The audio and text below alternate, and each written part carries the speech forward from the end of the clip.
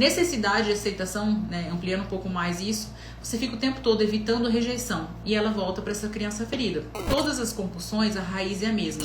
Compulsão de droga, compulsão de álcool, compulsão de droga lícita, ilícita, medicamento, comida, cigarro, bebida, enfim, todos os tipos de compulsão. Compulsão até mesmo com arma de fogo, compulsão com carro, com qualquer tipo de compulsão, mesmo que alimentar, tudo que a gente fala desse externo, tem a ver com a nossa primeira infância. Então, se você precisa resgatar essa sua criança que foi destruída ali na sua primeira infância, porque todas elas têm a mesma raiz, né? A raiz dela é ter tido a necessidade de aceitação enquanto infância. Agora eu vou falar uma coisa que às vezes, isso toda vez que eu comento, né, que uma pessoa chega pra mim e eu falo, é difícil de eu falar isso, na verdade, de modo muito aberto, porque cada um entende de uma maneira. Mas toda gordura, né, gordura de corpo, é uma fala. Toda gordura é uma fala. E o que eu quero dizer com isso? A obesidade mostra que criou uma capa de proteção, aconchego, sabe? Quando eu tô acima do peso e em estado de obesidade, aquela capa de gordura, ela protege, ela me aquece, ela me abraça, né? Ela me molda, eu me sinto aconchegada em estar ali. É um sadismo de você, pra você. E aí eu coloquei aqui, né? O câncer e o infarto é uma mágoa, e a mágoa é a mãe da raiva, eu comentei isso agora há pouco. Todas as vezes que você tem mágoa, você produz muito cortisol, né?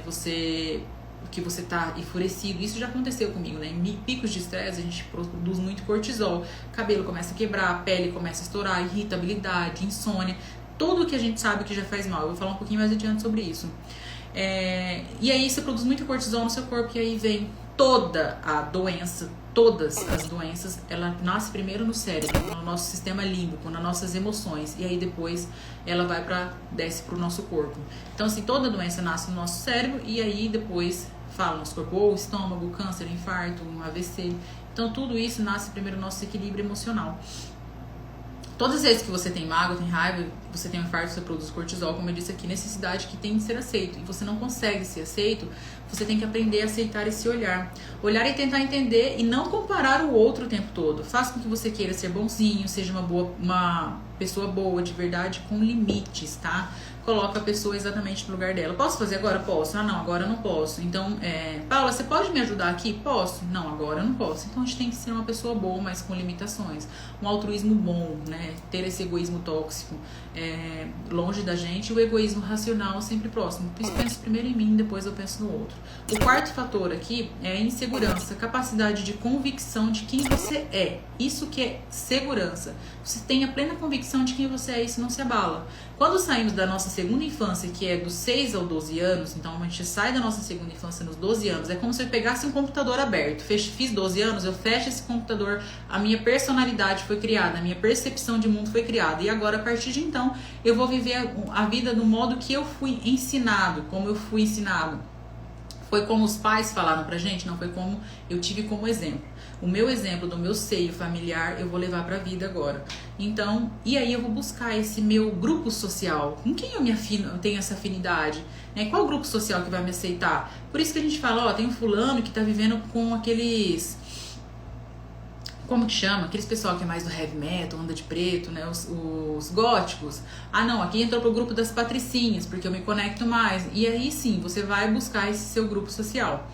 A gente quer andar em bando, né? Com um grupo que vamos nos conectar, pois se sentirá validado e seguro. Você se sente o tempo todo inadequado, precisa de validação da amiga pra tudo. Aí que eu falei, vai pra comprar no shopping, ai não, deixa eu mandar foto minha amiga, ah não vou comprar se ela não ver. Eu já vi várias pessoas, às vezes perto, às vezes numa loja, ah não vou comprar, fulano não me respondeu, vai que depois ela não gosta, fica feio. Isso é totalmente insegurança, né? Eu preciso da validação do outro o tempo todo, se preocupa sempre com a opinião do outro, mas é com a sua presença de quem você é, você precisa se preocupar com aquilo que você é convicta. Ah, esse ficou bom pra mim? O que o outro acha não é um problema meu. Eu sei o que é melhor pra mim. Ah, mas eu aceito a opinião de fulano porque ela é sempre muito sincera. Tudo bem, mas quando você não consegue falar com ela, né? Você precisa extremamente dessa validação dela. Então aí fala também dessa sua dificuldade com a questão da autoestima. A quinta é a ausência de convicção nas coisas da vida, que aí você precisa dessa validação dos outros. Faz com que você sempre queira comprar essa outra pessoa, e que não tem a ver com a linguagem do amor, tá? Então quando eu falo querer comprar, ai fulano, eu vou lá dar presente pra ele, você se sente, a gente sente isso, não precisa o outro vir e falar. Nós, no nosso interior, a gente sabe quando a gente dá um presente querendo comprar o outro, ou quando a gente está exacerbando a nossa linguagem do amor. Inclusive, eu fiz uma live esse tempo atrás falando sobre a linguagem do amor. E é onde eu falo, fiz até um post esses dias, se vocês descerem um pouquinho abaixo, vai ver ali sobre as 5 linguagens do amor. Então, às vezes, a pessoa tem a linguagem do amor dela como um dar presente, e aí tá tudo bem. Então, a gente sente no nosso interno, no nosso interior, essa ausência de convicção, que a gente precisa comprar o outro com presente, né? Então, fulano, quando acontece de ser traído, vai lá e dá um presente. Ela tá sendo vendida, e a mesma circunstância ela é. Se eu aceito isso em troca do meu caráter, eu valido o que o outro faz diante de um presente, eu também faço isso, né? Com essa ausência de convicção. É um gesto de carinho, isso você que vai avaliar, se é validação ou carinho. O sexto é a carência afetiva.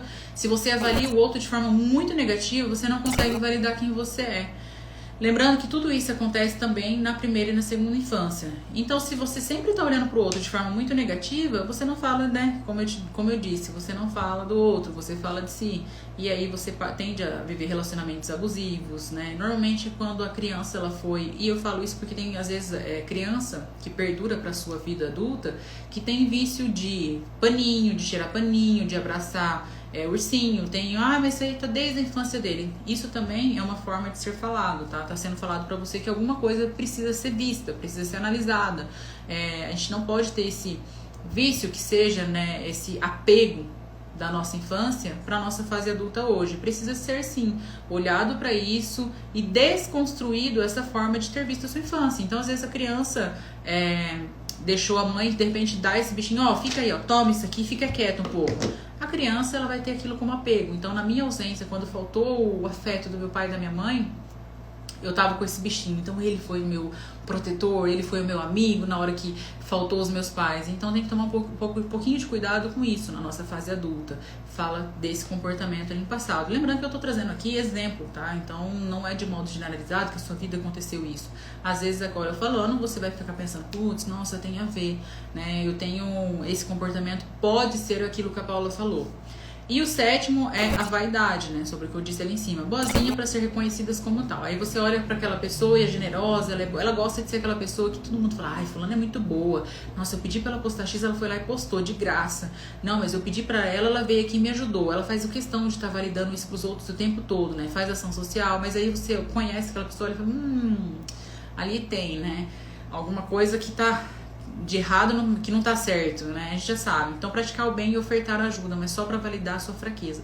De novo, a gente sente isso. Eu vou ajudar fulano, porque ele vai me expor e todo mundo vai me achar boazinha. Então, aí você precisa dessa validação do outro, né? Você faz isso pela vaidade.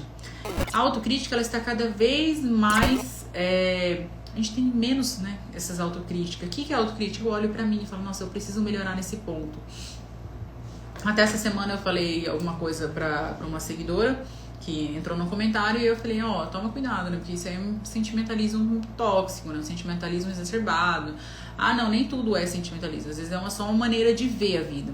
Então toma cuidado, porque aí você tá entrando nesse ciclo de autossabotagem. Não é uma maneira de ver a vida, é um sentimentalismo que precisa ser avaliado. Inclusive eu indico o Podres de Mimados, o sentimentalismo tóxico, né? Que fala sobre isso. Sobre como que a nossa sociedade tá assim, mimizenta. Eu não posso falar não.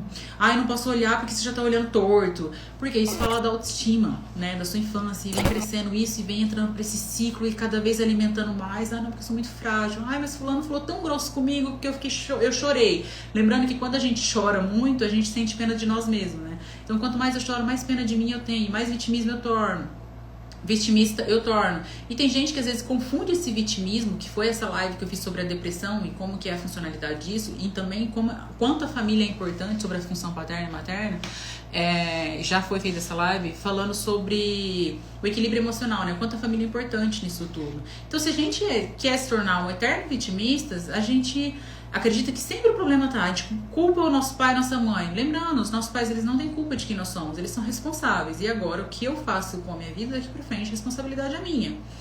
E aí a pessoa fica acha que tá numa depressão. Mas eu acho que eu tô depressiva. Na verdade, você tá vitimista. E aí você tá tendo benefícios com isso e não quer sair desse buraco. Porque aqui tá quentinho, aqui tá gostoso. Não me deixa aqui, não mexe não. Por quê? Porque eu tô tendo benefício. A criança chega, mãe, pai, aconteceu isso, X e Y na escola. Em vez o pai e a mãe validar a criança com uma autoestima, olha, filho, vem aqui. Te xingaram disso, a professora viu? Tá, você acha que você é isso? Né? Vai lá, conversa com a criança, mostra no espelho, traz essa referencial de autoestima, mostrando pra ela que aquilo que falou não é verdade. Não, mas hoje em dia os pais fazem o quê? Vai lá na escola brigar. Como você deixou meu filho falar isso? O que acontece? Traz essa confusão, essa briga e a criança não modifique nada. Ela vai ficar com aquela consciência dela de que, talvez achando que ela de fato é aquilo que o professor viu e validou, né? De repente, na cabecinha dela, tá? Não tô falando que de fato o professor validou, mas a criança fica na cabeça. Meu amiguinho me xingou, minha professora viu e não falou nada. Aí meu pai foi lá e brigou. Mas e essa criança? Como ela tá sendo ensinada? Né? Como que ela vai desconstruir isso que foi construído nela? Então, mais importante que às vezes a gente pegar e ir lá e querer validar a professora e falar com ela, é você mostrar isso pra ela. Olha, filha, você não é isso não é verdade, vem aqui, conversa. Às vezes a criança chora, mas ela vai entender e desconstruir esse pensamento, mostrando pra ela que não, que aquilo que foi falado não é verdade. Com criança, às vezes vocês me perguntam, Paula, mas a fulana vai fazer terapia? Terapia criança ou análise ainda não se faz em crianças, faz o cognitivo comportamental, até porque a criança não tem recalque, a criança ela tá vivendo a infância agora, então a gente precisa levar ela para uma mudança de comportamento. E aí criança quando faz esse cognitivo comportamental, a terapia, né, que é o TCC, cognitivo comportamental, ela modifica todo o seio do lar, né, porque o pai e a mãe também são obrigados, né, se veem obrigados a essa mudança. Então é muito importante, né? Se você já nota que uma criança está entrando com um estado mais melancólico, se você já nota que tem uns comportamentos diferentes, você não consegue trazer essa mudança, não tem conhecimento para isso, é muito importante levar essa criança para essa terapia de cognitivo comportamental, para essa mudança. Eu coloquei quais são os sintomas de pessoas que têm baixa autoestima. Incapacidade de aceitar críticas, não aceita crítica de jeito nenhum. O criticado, ai Paulo, mas você acabou de falar da projeção. Pessoa que me critica, ela tá falando dela, não de mim. Toma um pouco de cuidado com isso, tá? Porque aí a gente fala de pessoas e pessoas, né? Os feedbacks positivos e negativos. Se várias pessoas já estão reclamando há muito tempo desse seu comportamento, alguma coisa ali tem para ser olhado para você. E mais do que o outro fala, a gente sabe, né? E quando a gente sabe, ai Paulo, mas tem muita coisa que é do inconsciente. A gente sabe quando a gente é estourado, a gente sabe quando a gente tem estupinho curto, a gente sabe quando somos muito estressados. Então, assim, o que eu tô falando aqui é uma live que eu tô conversando com adultos, né? Embora a gente fala que... Freud fala isso, né? Que é uma capa no adulto, capa de adultos em crianças. Mas a gente vai adquirindo maturidade com isso, né? Então, quando eu falo isso, entende nesse contexto. Não tem condições de avaliar regras como elas são. Então, ela sempre quer fugir da regra. Ah, não, mas eu posso. Ah, não, mas a minha mãe disse que eu posso. Ah, não, mas eu vou fazer disso... porque eu não preciso entrar nessa regra. E eu sempre falo, toda regra tem exceção, mas cuidado, né? Você não é mais do que ninguém pra de repente ficar o tempo todo furando esses tipos de regras. Então tem essa dificuldade. Incapacidade de aceitar que é culpado, né? Anda de forma diferente. Então acha que não, sempre o outro é culpado. Porque meu pai é culpado, minha mãe é culpado, minha tia é culpado, porque a fulano que tá devendo, aí você vai cobrar, não gosta, porque ele tem que ter noção de que eu não posso fazer isso XYZ, então o fulano que não me pagou é culpado, todo mundo é culpado, menos a pessoa. A culpa é da política, a culpa é do trabalho, a culpa é da pandemia, a culpa é de tudo, menos da pessoa. O que a gente mais escutava anteriormente é que, ai, mas eu preciso ter mais tempo pra ficar em casa, né, porque aí eu não consigo ler, porque eu não consigo malhar. Aí veio a pandemia e te colocou em casa. E aí o que você fez? Continuou não fazendo nada. Porque as pessoas que não fazem nada é justamente aquelas que... A pessoa que é acostumada a fazer vai ter pandemia, vai ter terremoto, vai ter XYZ, ela vai fazer. A pessoa que não faz nada, pode ter o que tiver, ela não vai fazer, até ela se predispor a fazer a sua vida ser diferente. Até coloquei uma frase aqui logo abaixo que vai fazer total sentido, eu sempre falo ela. Usa algo externo a ela pra mostrar que eles são valorosos. Ah, mas eu preciso mostrar minha marca, né, minha bolsa de marca, eu preciso mostrar meu sapato, eu preciso mostrar meu carro, né, eu preciso validar isso o tempo todo pra mostrar. Isso só mostra fragilidade, tá? Isso só mostra fraqueza. Pra quem entende, principalmente, a gente que estuda muito isso, a pessoa que se expõe dessa forma, que não é um trabalho dela, que ela precisa de validação do outro o tempo todo com isso, ah, mas eu preciso postando foto no espelho. Inclusive foi feito até um estudo, né, que mostra isso. Pessoas que tiram muita selfie, postam muito si, né, só você o tempo todo, e foto no espelho, só isso o tempo todo, que é uma coisa que ela não trabalha, não faz disso um trabalho, né, que a gente consegue diferenciar isso tudo. Ela tem uma baixa autoestima muito aguçada. Então, quando você olha para esse tipo de pessoa, você já vê ela com fraquezas, com insegurança, precisa da validação do outro. Pessoa que fica atualizando o tempo todo para ver quantas curtidas foi, eu preciso ver quantas pessoas visualizou meus stories. elas são pessoas que necessitam ser vistas, né? Então, não critique se outra pessoa que às vezes está postando isso. Eu não tô aqui num ato de julgamento, tô aqui num ato de entendimento, para mostrar para você que sim, essas pessoas elas estão demonstrando a sua vulnerabilidade, né, sua fraqueza, que é um valor frágil. Ela foi desesperadamente construída num lar que era disfuncional, com pais e mãe narcisistas, né? Percebemos que vivemos muito do mundo de exposição, mas mostrando literalmente a sua fraqueza mental e emocional. Aí eu coloquei aqui, nossa vida é um eletrocardiograma. A pessoa que tem autoestima, ela sabe que é feita de altos e baixos, de erros e acertos. E ela contribui com isso, né? Eu vejo o meu erro, vejo meus acertos. A minha vida, ela nunca pode ser só no alto, nunca só em pico de felicidade, até porque a gente precisa amar. Eu teve um livro que eu li, A Sutil Arte de Ligar o Foda-se, que ele fala justamente isso, aprenda a amar os problemas.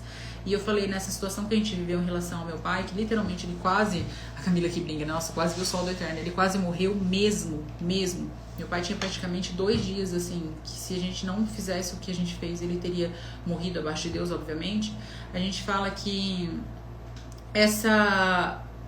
eu falei pra Camila, conversando esses dias com ela, né, e comentando com elas, eu falei assim, quer mais do que isso da gente resolver um problema e sentir essa felicidade exacerbada logo após? Então, de repente, eu preciso ter um dinheiro para comprar uma casa, eu vou lá e compro essa casa, né? E quando a gente tá bem alinhado isso dentro da gente, a gente sente felicidade. Então, toda vez que você tem um problema, porque primeiro, sem oxigênio, sem problema, a gente nunca vai viver. Isso é fato, tá? Então, o problema sempre vai existir. Se a gente não tiver, a gente arruma, né? Porque tá tudo bem, tá tudo tranquilo, pois a gente vai lá e arruma um problema pra gente. A resolução desses problemas são que nós trazemos de pico de felicidade.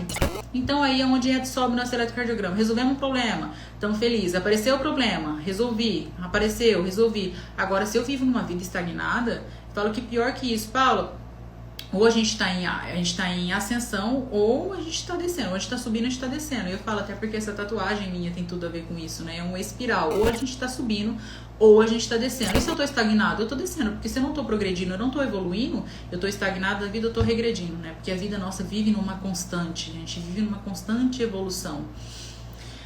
Aí eu coloquei aqui, o erro e estabilidade mostra uma disfunção, pois estagna. Quem tem baixa autoestima tem muita dificuldade de ser grato com a vida, porque acha que a gente precisa ser validado, né, para nos sentir bem e felizes. Esperamos grandes coisas das pessoas, aí a gente faz algo pra alguém e aí fica o tempo todo esperando ser validado. Aí eu fiz, vamos ver se ele vai me agradecer. Ai meu Deus, ficou de mandar mensagem, não mandou. Nossa, que ingrato. Eu não tô falando do outro, eu tô falando de mim. Porque eu fiz só pra ser validado, eu fiz por vaidade, eu fiz por insegurança, eu fiz por medo de ser rejeitado. Olha só como essas características são todas funcionais, né, quando a gente possui autoestima, baixa autoestima. Eu fico com medo, isso já vem da insegurança. Aí eu faço porque eu não sou grato, eu falo do medo de não ser validado. Aí eu falo da minha fraqueza e desse... esperando a pessoa me agradecer, eu falo da minha vaidade, né? E aí eu fico o tempo todo esperando migalha do outro, eu falo da minha carência afetiva, né? E aí eu fico achando que o outro precisa me ver, eu falo da minha ausência de convicção nas coisas. Então tem tudo, né? As 7 características que eu acabei de explicar está totalmente correlacionada a isso. Quem tem baixa autoestima tem muita dificuldade de ser grato na vida, porque acha que a gente precisa ser validado para nos sentir bem e feliz, esperando grandes coisas das pessoas, e quando não vem a gente se frustra, se sente infeliz, se sente jogado, se sente ali no ralo da autoestima. Isso tudo invalida quem nós somos, né? No nosso interior, na nossa mente, trazendo mágoa, trazendo angústia, trazendo raiva, trazendo doença autoimune, psicossomática, possivelmente futuramente um câncer, um infarto, um AVC. Consegue ver o ciclo de problemas que isso nos atrai? Então, por que a gente não olha, né, no ser grato, né? Hoje eu tava acordei hoje umas 6h30, uma notícia em cima da outra, e aí você vai... Ainda eu cheguei pras meninas lá, uma falou no problema X, a outra falou do problema Y, eu falei, ô louco. Falei, bom dia, terça-feira, né? Hoje foi, e ainda até comentei, né, com a minha terapeuta, falei assim, nossa, hoje eu tava trabalhando a minha paciência, né? E como que eu, Paula, trabalho a minha paciência? Eu preciso colocar isso pro meu interno, né? Eu preciso me distanciar.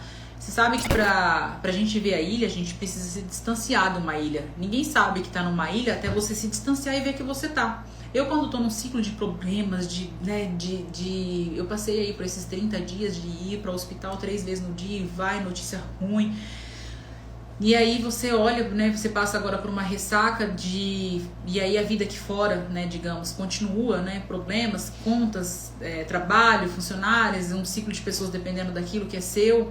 E aí você olha para aquilo e fala, Ou eu surto, ou eu continuo. E aí você escolhe o quê? Né? A gente precisa saber aprender a lidar com a nossa impaciência, a gente precisa aprender a lidar com os nossos problemas, a gente precisa aprender a resolver os nossos problemas, porque é isso que vai trazer esse ciclo de felicidade. E aí quando passa, tem aquela baixa da euforia, a gente se sente curioso, a gente se sente mais seguro, a gente se sente mais com aquele equilíbrio emocional em dia. Então é isso, né? A gente precisa aprender a ter esse equilíbrio, contar com essas pessoas que estão ao nosso redor, modificar nós, modifica o outro. Primeiro, tente modificar você, busque a sua mudança, para depois você exigir que o outro muda, né? A gente muda, a gente cresce e muda o nosso ambiente conforme a gente é, conforme a gente impacta o outro. Quer mudar alguém? Mude a você, porque o exemplo arrasta. E aí eu coloquei, somos adultos por fora e crianças por dentro, porque isso é uma frase do Freud. Você tem o controle da sua vida. E quando a dor... Presta atenção nessa frase, que eu acho que ela deveria ser a frase do dia hoje. Quando a dor de você não estar vivendo for maior do que a dor da mudança, a pessoa muda. Então eu vivo naquele relacionamento abusivo, eu vivo querendo mudar de emprego, mas eu não saio disso. Ai, mas eu vivo querendo mudar na vida e aquilo ecoa. Pensa comigo, fulano, você não tá mudando aquilo que você quer, você tá ecoando aquilo na sua vida, né? E aí eu chego pra você e falo, você acha que você prejudica o outro? Né, sendo desse jeito, você acha que você prejudica quem? Nada mais é prejudicial do que a si mesmo. Nada mais ecoa, né? É como se eu escutasse assim, você tá invalidando a si, você vive com a sua própria mentira, você vive postando no Instagram que você é feliz, mas você não é feliz. Você não tá ecoando pro outro, você tá ecoando pra si, pra sua consciência, pra dentro do seu neocórtex, que eu falo, o límbico, o sistema límbico. Você tá colocando isso para suas emoções, isso tá trazendo mais mágoa, mais angústia, né? Você vai alimentando cada vez mais esse emocional tóxico para dentro de você e vai fazendo mal para você. Não vai, com certeza faz mal para quem tá ao seu redor, porque isso impacta, assim como impacta o bem, impacta o mal. Mas nada mais faz pior do que para você do que pelo outro. Afinal de contas a gente fala aí, né? A gente tá falando da autoestima e ela é com relação sempre. Pensa comigo, a autoestima tem a ver com de fora para dentro. Não fique buscando lá fora, o externo, você não vai encontrar isso. Então, quando a dor de não estar vivendo for maior do que a mudança, a pessoa muda.